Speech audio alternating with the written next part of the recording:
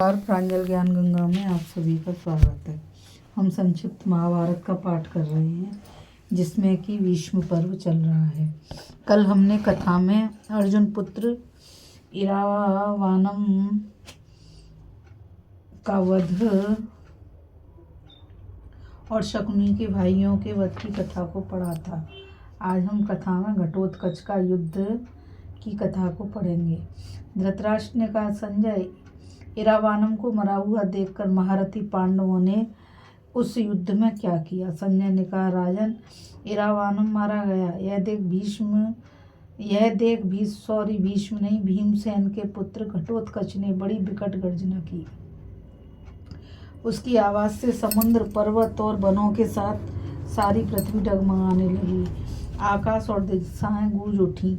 उस भयंकर नाद को सुनकर आपके सैनिकों के पैरों में काठ मार गया। वे थर थर कांपने लगे और उनके अंगों से पसीना छूटने लगा। सभी की दशा अत्यंत दयनीय हो गई। घटोत्कच क्रोध के मारे प्रलयकालीन यमराज के समान हो उठा। उसकी आकृति बड़ी भयंकर हो गई थी। उसके हाथ में जलता हुआ त्रिशूल था तथा साथ में तरह तरह के हथियारों से लैस राक्षसों की सेना चल रही थी। दुर्योधन ने देखा, भयंकर राक्षस आ रहा है और मेरी सेना उसके डर से पीठ दिखाकर भाग रही है, तो उसे बड़ा क्रोध हुआ। बस हाथ में एक विशाल धनुष ले बारंबार सिंहनाद करते हुए उसने घटोत्कच पर धावा किया। उसके पीछे 10,000 हाथियों की सेना लेकर बंगाल का राजा सहायता के लिए चला। आपके पुत्र को हाथियों की सेना के साथ आते देख घटोत्कच भी बहुत कुपित हुआ। फिर तो राक्षसों की और दुर्योधन की सेनाओं में रोमांचकारी युद्ध होने लगा। राक्षस बाण, शक्ति और सृष्टि आदि से योद्धाओं का संहार करने लगे। तब दुर्योधन भी अपने प्राणों का भय छोड़कर राक्षसों पर टूट पड़ा और उनके ऊपर तीक्ष्ण बाणों की वर्षा करने लगा। उसके हाथ से प्रधान प्रधान राक्षस मारे जाने लगे। उसने 4 बाणों से महावेग, महारौद्र, विद्धुजिह्व और प्रमाथी इन 4 राक्षसों को मार डाला। तत्पश्चात वह पुनः राक्षस सेना पर बाण बरसाने लगा। आपके पुत्र का यह पराक्रम देखकर घटोत्कच क्रोध से जल उठा और बड़े वेग से दुर्योधन के पास पहुंचकर क्रोध से लाल लाल आंखें किए कहने लगा, अरे नृशंस, जिन्हें तुमने दीर्घ काल तक वनों में भटकाया है, उन माता पिता के ऋण से आज तुझे मारकर मैं उर्ण होऊंगा। ऐसा कहकर घटोत्कच ने दांतों से होठ दबाकर अपने विशाल धनुष से बाणों की वर्षा करके दुर्योधन को ढक दिया। तब दुर्योधन ने भी 25 बाण मारकर उस राक्षस को घायल कर दिया। राक्षस ने पर्वतों को भी विदीर्ण करने वाली एक महाशक्ति हाथ में लेकर आपके पुत्र को मार डालने का विचार किया। यह देख बंगाल के राजा ने बड़ी उतावली के साथ अपना हाथी उसके आगे बढ़ा दिया। दुर्योधन का रथ हाथी की ओट में हो गया और प्रहार का मार्ग रुक गया। इससे अत्यंत कुपित होकर घटोत्कच ने हाथी पर ही शक्ति का प्रहार किया। उसके लगते ही हाथी भूमि पर गिरा और मर गया। तब बंगाल का राजा उस पर से कूदकर पृथ्वी पर आ गया। हाथी मरा और सेना भाग चली। यह देख दुर्योधन को बड़ा कष्ट हुआ, किंतु क्षत्रिय धर्म का ख्याल करके वे पीछे नहीं हटा। अपनी जगह पर पर्वत के समान स्थिर भाव से खड़ा रहा। फिर उसने राक्षस पर कालाग्नि के समान तीक्ष्ण बाण का प्रहार किया, किंतु वह उसे बचा गया और पुनः बड़ी भयंकर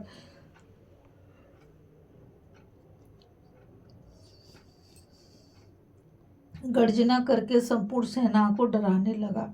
उसका भैरव नाद सुनकर भीष्म पितामह ने अन्य महारथियों को दुर्योधन की सहायता के लिए भेजा। द्रोण, सोमदत्त, वाल्मीकि, जयद्रथ, कृपाचार्य, भूरिश्रवा, शल्य, उज्जैन के राजकुमार बृहदल, अश्वत्थामा, विकर्ण, चित्रसेन, विवसंती और इनके पीछे चलने वाले कई हजार रथी, ये सब दुर्योधन की रक्षा के लिए आ पहुंचे। घटोत्कच भी मैनाक पर्वत की भांति निर्भीक खड़ा रहा। उसके भाई बंधु उसकी रक्षा कर रहे थे। फिर दोनों दलों में रोमांचकारी संग्राम शुरू हुआ। घटोत्कच ने अर्धचंद्राकार बाण छोड़कर द्रोणाचार्य का धनुष काट दिया। एक बाण से सोमदत्त की ध्वजा खंडित कर दी और 3 बाणों से वाल्मीकि की छाती छेद डाली। फिर कृपाचार्य को एक और चित्रसेन को 3 बाणों से घायल किया। एक बाण से विकर्ण के कंधे की हंसली पर मारा। विकर्ण खून से लथपथ होकर रथ के पिछले भाग में जा बैठा। फिर भूरी श्रवा को 15 बाण मारे। वे बाण उसका कवच भेदन कर जमीन में घुस गए। इसके बाद उसने अश्वत्थामा और विवशंती के सारथियों पर प्रहार किया। वे दोनों अपने अपने घोड़ों की बागडोर छोड़कर रथ की बैठक में जा गिरे। फिर जयद्रथ की ध्वजा और धनुष काट डाले। अवंती राज के 4 घोड़े मार दिए। एक तीखे बाण से राजकुमार ब्रहदल को घायल किया और कई बाण मारकर राजा शल्य को भी बीध डाला। इस प्रकार कौरव पक्ष के सभी वीरों को विमुख करके वह दुर्योधन की ओर बढ़ा। यह देख कौरव वीर भी उसको मारने की इच्छा से आगे बढ़े। घटोत्कच पर चारों ओर से बाणों की वर्षा होने लगी। जब वह बहुत ही घायल और पीड़ित हो गया तो गरुड़ की भांति आकाश में उड़ गया तथा अपनी भैरव गर्जना से अंतरिक्ष और दिशाओं को गुंजाने लगा। उसकी आवाज सुनकर युधिष्ठिर ने भीमसेन से कहा, घटोत्कच के प्राण संकट में हैं, जाकर उसकी रक्षा करो भीम। भाई की आज्ञा मानकर भीमसेन अपने सिंहनाद से राजाओं को भयभीत करते हुए बड़े वेग से चले। उनके पीछे सत्यधृति, सौचित्ती, श्रेणीमान, वसुदान, काशीराज का पुत्र अभिभू, अभिमन्यु, द्रौपदी के 5 पुत्र, छत्रदेव, छत्रधर्मा तथा अपनी सेनाओं सहित अनुपदेश का राजा नील आदि महारथी भी चल दिए। ये सभी वीर वहां पहुंचकर घटोत्कच की रक्षा करने लगे। इनके आने का कोलाहल सुनकर भीमसेन के भय से कौरव सैनिकों का मुख उदास हो गया। वे घटोत्कच को छोड़कर पीछे लौट पड़े। फिर दोनों ओर की सेनाओं में घोर युद्ध होने लगा और कुछ ही देर में कौरवों की बहुत बड़ी सेना प्राय भाग खड़ी हुई। यह देख दुर्योधन बहुत कुपित हुआ और भीमसेन के सन्मुख जाकर उसने एक अर्ध चंद्राकार बाण से उनका धनुष काट दिया। फिर बड़ी फुर्ती के साथ उनकी छाती में बाण मारा। उससे भीमसेन को बड़ी पीड़ा हुई और अचेत होने के कारण उन्हें अपनी ध्वजा का सहारा लेना पड़ा। उनकी यह दशा देख घटोत्कच क्रोध से जल उठा और अभिमन्यु आदि महारथियों के साथ वह दुर्योधन पर टूट पड़ा। जब द्रोणाचार्य ने कौरव पक्ष के महारथियों से कहा, वीरों, राजा दुर्योधन संकट के समुद्र में डूब रहा है, शीघ्र ही जाकर उनकी रक्षा करो। आचार्य की बात सुनकर कृपाचार्य, भूरिश्रवा, शल्य, अश्वत्थामा, विवशति, चित्रसेन, विकर्ण, जयद्रथ, बृहदबल तथा अवंती के राजकुमार ये सभी दुर्योधन को घेर कर खड़े हो गए। द्रोणाचार्य ने अपना महान धनुष चढ़ाकर भीमसेन को 26 बाण मारे। फिर बाणों की झड़ी लगाकर उन्हें आच्छादित कर दिया। तब भीमसेन ने भी आचार्य की बाईं पसली पर 10 बाण मारे। इसकी करारी चोट पड़ने से वयोवृद्ध आचार्य सहसा बेहोश होकर रथ के पिछले भाग में लुढ़क गए। यह देख दुर्योधन और अश्वत्थामा दोनों क्रोध में भरकर भीम की ओर दौड़े। उन्हें आते देख भीमसेन भी हाथ में कालदंड के समान गदा लेकर रथ से कूद पड़े और उन दोनों का सामना करने को खड़े हो गए। तदंतर कौरव महारथी भीम को मार डालने की इच्छा से उनकी छाती पर नाना प्रकार के अस्त्र शस्त्रों की वर्षा करने लगे। तब अभिमन्यु आदि पांडव महारथी भी भीम की रक्षा के लिए जीवन का मोह छोड़कर दौड़े। अनुपदेश का राजा नील भीमसेन का प्रिय मित्र था। उसने अश्वत्थामा पर एक बाण छोड़ा। वह बाण उसके शरीर में धंस गया। उससे खून बहने लगा और उसे बड़ी पीड़ा हुई।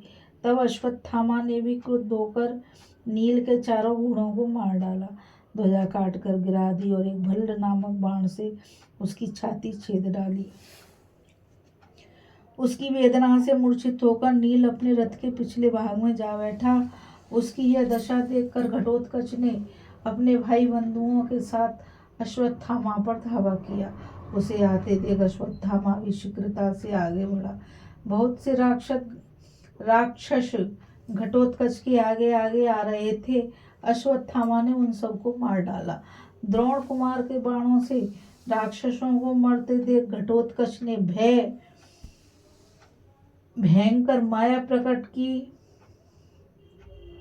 उसमें अश्वत्थामा भी मोहित हो गया। कौरव पक्ष के सभी योद्धा माया के प्रभाव से युद्ध छोड़कर भागने लगे। उन्हें ऐसा दिखता था कि मेरे सिवा सभी सैनिक शस्त्रों से छिन्न भिन्न हो खून में डूबे हुए पृथ्वी पर छटपटा रहे हैं। द्रोणाचार्य, दुर्योधन, शल्य, अश्वत्थामा आदि महान धनुर्धर प्रधान कौरव तथा अन्य राजा लोग भी मारे जा चुके हैं तथा हजारों घोड़े और घुड़सवार धराशायी हो रहे हैं। यह सब देखकर आपकी सेना छावनी की ओर भागने लगी। यद्यपि उस समय हम भीष्म जी भी पुकार कर कह रहे थे कि वीरों युद्ध करो, भागो मत, यह तो राक्षसी माया है, इस पर विश्वास ना करो। तो भी वे हम लोगों की बात पर विश्वास ना कर सके। शत्रु की सेना को भागती देख विजयी पांडव घटोत्कच के साथ सिंहनाद करने लगे। चारों ओर शंख ध्वनि होने लगी, दुंदुभी बजी। इन सब की तमुल ध्वनि से रणभूमि गूंज उठी। इस प्रकार सूर्यास्त होते होते दुरात्मा घटोत्कच ने अपनी सेना को चारों ओर भगा दिया। इस कथा में बस इतना ही। अभी हम कथा में घटोत्कच का युद्ध की कथा को पढ़ रहे थे। अब हम आगे कथा में दुर्योधन और भीष्म की बातचीत तथा भगदत्त का पांडवों से युद्ध करना को पढ़ेंगे। और अब मुझ गीता रावत को आज्ञा दीजिए। कल फिर मिलेंगे एक नई कथा के साथ। और मैं आप सभी से यही कहना चाहूँगी कि इस चैनल को आप सभी ज़्यादा से ज़्यादा लाइक, शेयर और सब्सक्राइब कीजिए ताकि ये अमूल्य ज्ञान अधिक से अधिक लोगों तक पहुँच सके। राधे राधे। जय श्री कृष्णा। नमस्कार।